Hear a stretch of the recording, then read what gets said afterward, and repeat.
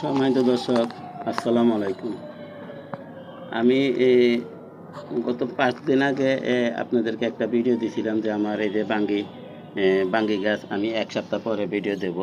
তো সময়ের সাপেক্ষ কারণে যে কোনো একটা কারণে আমি আজকে ৫ থেকে ৬ দিন পরে আমি আবার ভিডিও নিয়ে আসছি। দেখেন আলহামদুলিল্লাহ এই ৫ দিনে আজকে ৬ দিন হয় নাই। ৫ দিনে দেখেন আমার এই যে বাঙ্গিগুলা কত বড় হয়েছে দেখেন।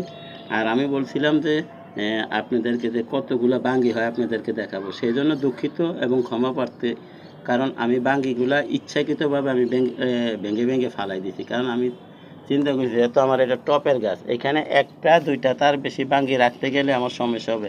তারপরেও আপনার এই টবে কিন্তু শুধু একাই বাঙ্গি গাছ না, এখানে কিন্তু আমার এটা কমলা গাছের গোড়া। তাই আমি এই সবগুলা ফল ইচ্ছাকৃতভাবে ভেঙে দিয়েছি। এই যে দেখেন এখানে এই যে মরা দেখা যাইতেছে।